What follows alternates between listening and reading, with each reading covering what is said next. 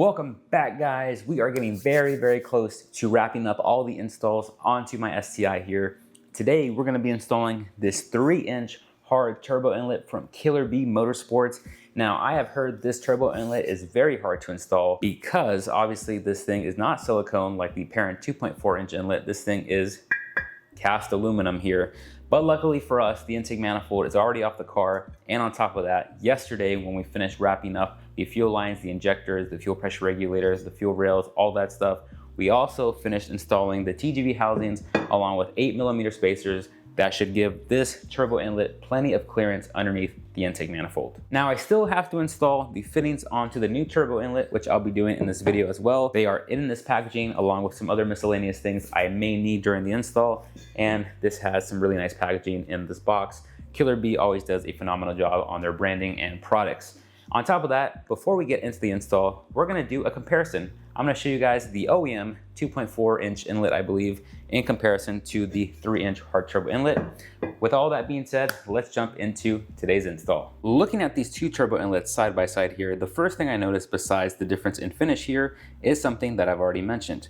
The diameter of piping here is 3 inches in comparison to the OEM unit, which is 2.4 inches. Another thing I noticed right off the bat is there is a discrepancy here in the length. In comparison to the OEM inlet, this one is a lot shorter. However, the difference in length here is going to be made up by a silicone coupler that we've already connected to the compressor side of the Precision 5858 that we have previously already installed onto the car. Another thing I really enjoy about the new unit in comparison to the old one is notice how on the old turbo inlet, all these fittings are hard plastic and they are all fixed. In the new unit here, none of the fittings come pre-installed, which means that we can install our new fittings however we please and move them into the direction we want. I do want to circle back to one last thing, which is the size of the turbo inlet here. I think the reason that people have such a tough time installing this thing is because of the size. I mean, you guys can tell by the markings here, since I bought this already used, the previous owner had a pretty tough time installing this onto their car, even with the 8mm spacers, so hopefully I won't run into the same issues. I do want to point something out to you guys. This is the service manual for the 2017 STI. Specifically, this is the intake duct diagram, aka turbo inlet.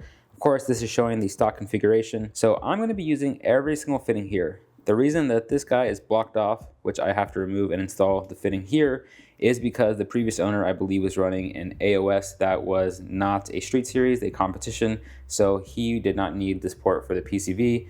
And you guys can see that is this port here on the diagram, which is also labeled right here as number 6. So I'm going to be needing this one that goes to the boost control solenoid or the turbo. I forget which one. I'm going to need this one, and this one up here. So these 6 and 8 are going to be breathers. I believe it is this port and this port. So that is why I'm going to be using these fittings and installing them in the places just like the diagram shows.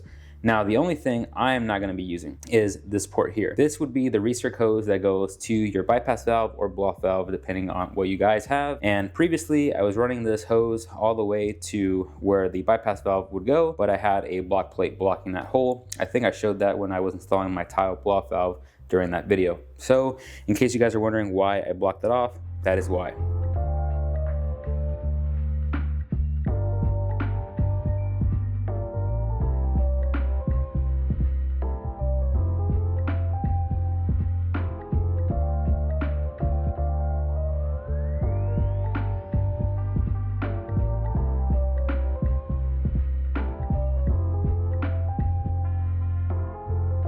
We got our clamp on. Now let's mount our turbo inlet.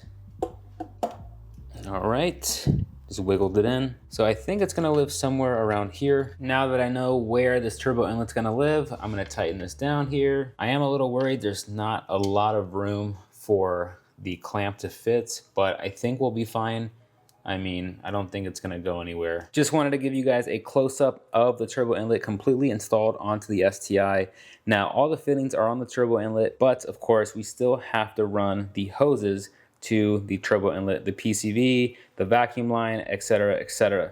So here is the issue. We still have a mess of hoses, cables, and wires to still install on the car, but I'm gonna save that for the next video when we install the intake manifold. Because right now, I'm gonna go off camera, do some minor management for the hoses and wires we still have left around the engine bay, button some things down, and then we will get to reinstalling all of this stuff in the next video. Super short and simple install to wrap up Friday right before the weekend.